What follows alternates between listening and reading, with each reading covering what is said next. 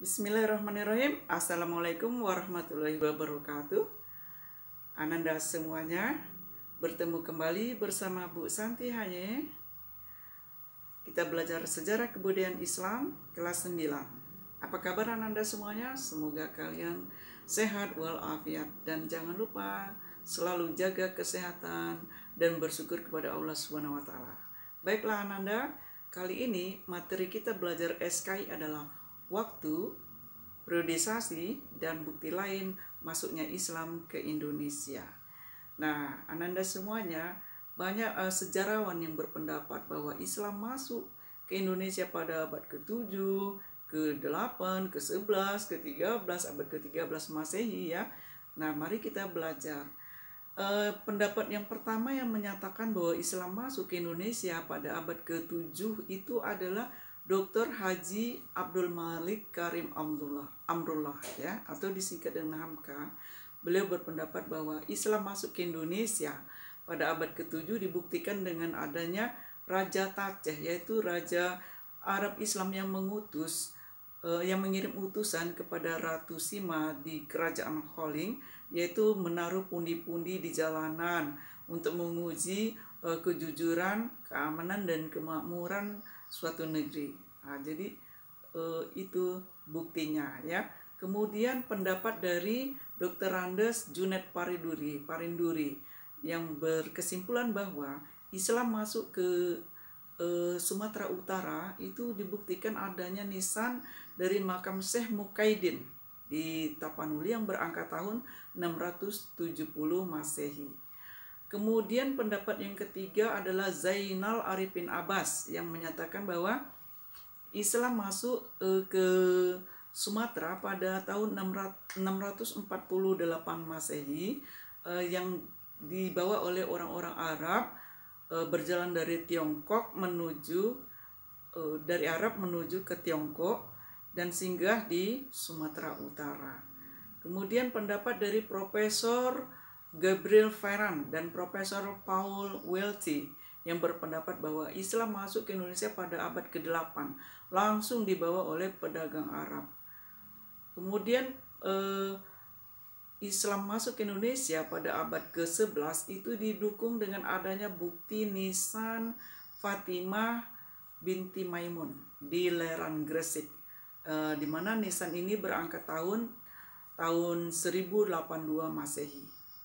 Kemudian pendapat Islam masuk ke Indonesia abad ke-13 adalah berita dari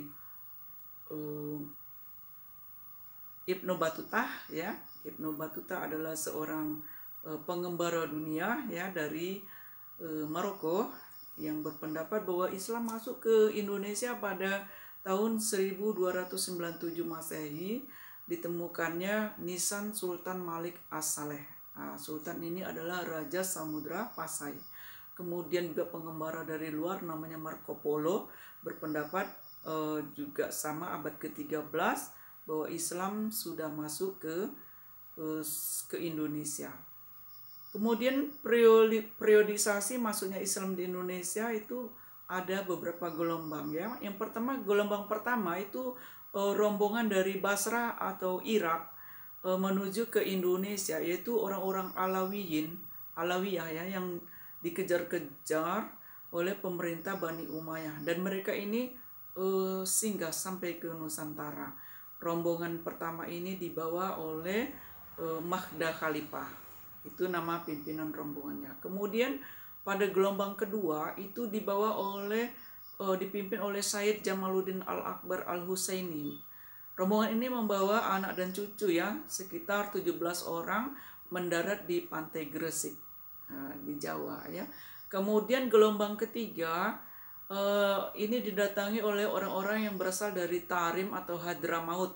Mereka ini berkisar 45 orang datang ya secara berkelompok 2, 3 sampai 5 orang menetap di berbagai daerah Nusantara seperti di pesisir Sumatera, seperti di Aceh, di Riau, Kalimantan Barat, Sumba hingga sampai ke Jawa ya.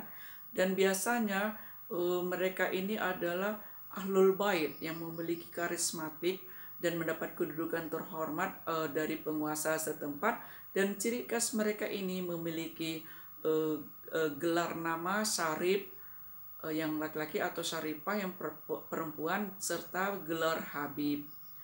Nah, bukti lainnya Islam masuk di Indonesia adalah ditemukannya surat dari Raja Sriwijaya yang menyatakan selamat kepada Khalifah Umar bin Khattab ketika dia menjabat pertama kali menggantikan Abu Bakar Siddiq. Jadi Raja Sriwijaya pernah mengucapkan selamat, ya, tentunya melalui surat.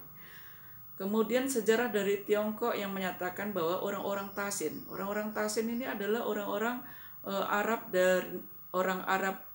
dan Persia yang beragama Islam yang menyerang kerajaan Holing di Indonesia atau kerajaan Kalingga yang dipimpin oleh Ratu Sima. Tetapi rencana tersebut batal karena kuatnya pertahanan kerajaan Kalingga ini, ya. Kemudian ditemukannya makam Fatimah binti Maimun di Leran, Gresik. Makam ini berangka tahun 1082 Masehi. Jadi artinya pada akhir abad ke-11 Islam telah masuk ke Indonesia.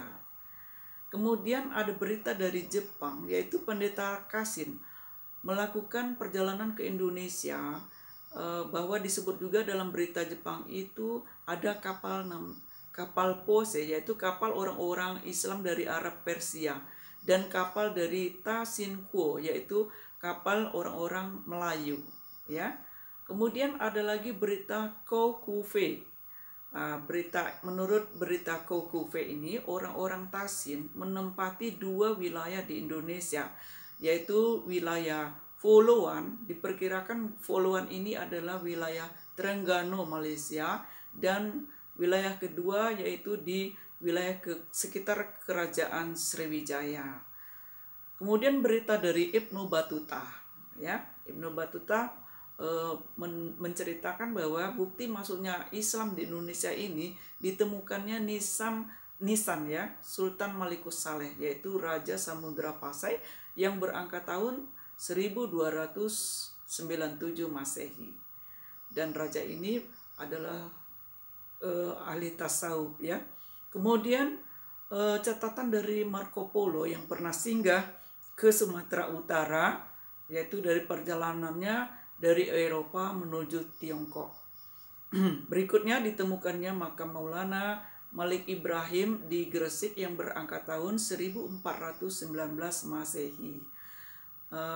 Dari materi tersebut dapat disimpulkan, ya, Ananda semuanya, dapat disimpulkan bahwa Islam masuk pada abad ke-8 dan 9 ke Indonesia ini belum membentuk suatu kekuatan, karena waktu itu di Nusantara ini dipengaruhi oleh kerajaan Hindu dan Buddha yang sangat dominan di Indonesia, ya, yaitu kerajaan Sriwijaya dan Majapahit. Dan mulailah pada abad ke-13 Masehi tumbuhlah kerajaan-kerajaan yang bercorak Islam di Indonesia, dan pada abad ke-16 hampir sebagian masyarakat di Indonesia telah memeluk agama Islam.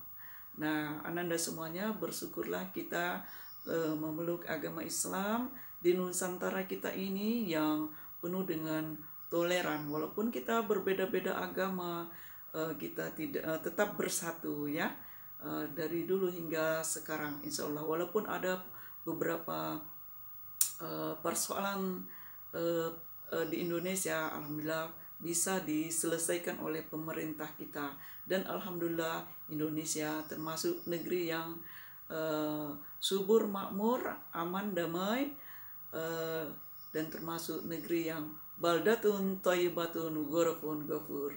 Oke Ananda, selamat belajar, dan Ibu sudahi sekian. Assalamualaikum warahmatullahi wabarakatuh. Terima kasih.